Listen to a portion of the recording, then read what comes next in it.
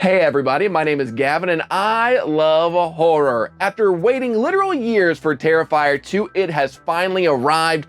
I like the first Terrifier movie. I know it's not the best movie in the world, but I did enjoy the grindhouse feel that director Damien Leone brought to that film, and we, as horror fans, got a new icon in Art the Clown. So after waiting for years and through a whole pandemic for a sequel, did Terrifier 2 live up to the hype? Did it meet expectations? And how was that gore? Let's get into it. As always, before we get started, go ahead and leave a like for this video and subscribe to the channel. I greatly appreciate it, and it really does help me out a ton. Also, slight spoilers for this movie. I'm not going to give any huge plot details or describe any kills in vivid detail, but I will be talking about the kills and the gore in an abstract way. So just wanted to give you a little bit of a spoiler warning up front if you haven't seen Terrifier 2. Terrifier 2 picks up right where Terrifier 1 left off, with the resurrection of Art the Clown in the morgue after his night of killing. One thing you'll notice right off the bat about Terrifier 2 is that it introduces us to protagonists, and it's trying to have an actual story. While the first Terrifier film basically existed to move from kill to kill and showcase Art the Clown, Terrifier 2 actually introduces us to characters who we can root for. These characters are Sienna and her brother Jonathan. Sienna and Jonathan lost their dad, so they're still dealing with all of that grief, but also they're investigating a sketchbook he left behind that may have some clues into unraveling the mystery of who Art the Clown is. Art the Clown is once again played by the incredible David Howard Thornton, and Art is back and better than ever in Terrifier 2. He's meaner, he's nastier, he's bloodier, he is absolutely the best. If you came to see this movie for Art the Clown, and let's be honest, you definitely did, you are going to be very happy with how he's portrayed this time. There's a scene early in the movie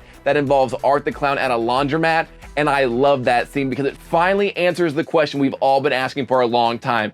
Do serial killers and horror movie villains, do they have to go to the laundromat and clean all that blood out of their clothes after every kill? And the answer we find out is, yeah, they do. If you've made it this far into the video, you're probably thinking to yourself, yeah, Gavin, that's great. Art the Clown is wonderful. We all love him. The story, having a story is great, but Gavin, tell us about the gore. How is the gore in Terrifier 2? And Terrifier 2 absolutely delivers in the gore department. You saw the title of this video, so much gore. There is so much red stuff in this movie, and you knew what you were getting when you signed up and bought a ticket to Terrifier 2. Even though the original Terrifier didn't look the best and didn't have the best story, it had some absolutely incredible gore effects and some very memorable kills. There's one kill in the first Terrifier, and you already know which one I'm talking about. It is one of the most visually brutal and just gross kills I've seen in any horror movie, and at times I thought I'd seen everything, but Terrifier, that kill in the first one, it does go too far, but they did it, and it's memorable because of it. So the entire time I'm watching Terrifier 2, I'm like, well, how are they gonna top that kill? How are they gonna top that kill from the first one? And honestly, I don't feel like Terrifier 2 ever really tops that kill from the first one, but it definitely comes close and definitely tries its hardest. There are some great kills in this, and the gore effects are the film's best asset, but also it's its biggest detriment as well. And I'll get to that in a second, but if you're a gore fan, there is plenty to love here because there is a ton of variety in the kills. This movie has it all for you. It's got slashings, bashings, decapitations, dismemberments, acid, fire, shootings, and a person being flayed. The flaying scene is what comes the closest to me from that kill in Terrifier, just because of the brutality and just how mean the kill is. Like, just when you think Art is done, he comes back and rubs a little more salt in the wound. And if you've seen the movie, you get what I'm saying. Terrifier 2 is absolutely just as mean, if not meaner, than the first movie. Art the Clown is back, making all kinds of weapons. He's putting knives and forks and spoons and just all kinds of stuff into chair legs and hitting people with it. This is a creative killer who has no respect for human life. You get all kinds of close-up gore effects. It is just so much red stuff on the screen all of the time. This series is all about the kills and the gore, so what I'm about to say next may seem counterintuitive, but at times the gore does seem like it's too much. And I know a lot of you right now are fiercely typing like, Gavin, how can you see a Terrifier film and think the gore is too much? Listen, here's what I'm saying. I'm not saying I did not enjoy the gore. I did.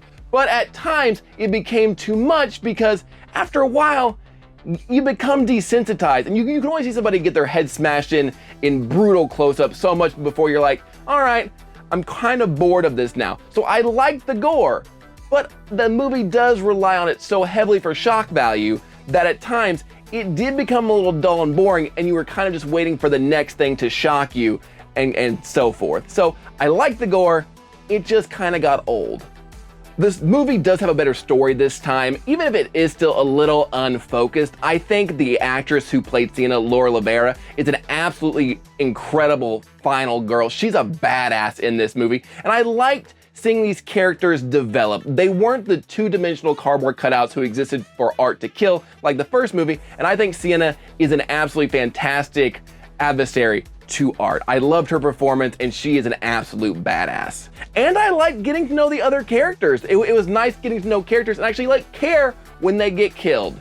The only downside to this character development is that this movie gives us a lot of time to get to know the characters. This movie is over 2 hours long, and it does not need to be. I don't know why they needed to make this movie so long. Maybe Damien Leone wanted to show off his technical skills and show that he could make a longer movie.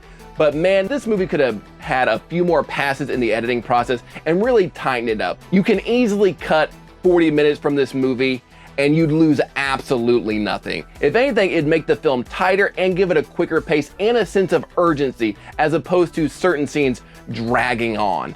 The only thing you'd lose if you cut 40 minutes is some of the most insufferable acting I've ever seen by the actress that plays Jonathan and Sienna's mother. This is the worst acting I've seen in a movie in quite some time. And I watched Rob Zombie's The Munsters last week. Her acting in this is so bad. She made Sherry Moon look like Meryl Streep. And as for art, I like this new element of mythos they added to his character while still keeping him very creepy and mysterious. I also really like where the finale of this movie takes place. It takes place at a carnival, and you kind of learn where the Terrifier name comes from, which was fun. I just wish we could have gotten to the carnival and the finale about 40 minutes sooner, as opposed to waiting so long and then the finale kind of dragging out as well. This movie needed to be tight, and if I could give this movie one piece of advice, it did not need to be as long as it was. Tighten this movie up, and I think you have yourself a much stronger film. I'm also disappointed we didn't get more scenes of Art being funny, because when David Howard Thornton is being funny, he's very funny. He's very good at making Art very mean and scary, but also incredibly funny. So it was a disappointment to not see Art get a chance to be funnier throughout the movie. But overall, I did like Terrifier 2, and it turned out to be kind of what I thought it would be. A pretty fun sequel to an okay movie with a lot of gore, a lot of kills, and just some nasty horror for your Halloween season. But what did you think if you've had a chance to see Terrifier 2? How did you feel about it? Do you think it was a good follow-up to the original, or did you think the original maybe was a little bit better? Or maybe is Terrifier not your cup of tea at all? You're like, this is not for, I can't handle this scary clown murdering everybody in the most gross ways possible. But let me know in the comments below, what did you think about Terrifier 2, and what would you want to see in a Terrifier 3, because they definitely leave room for a sequel for Terrifier 3, which is very exciting. But let me know in the comments below what you thought. As always, leave a like for this video and subscribe to the channel. And until next time, stay weird.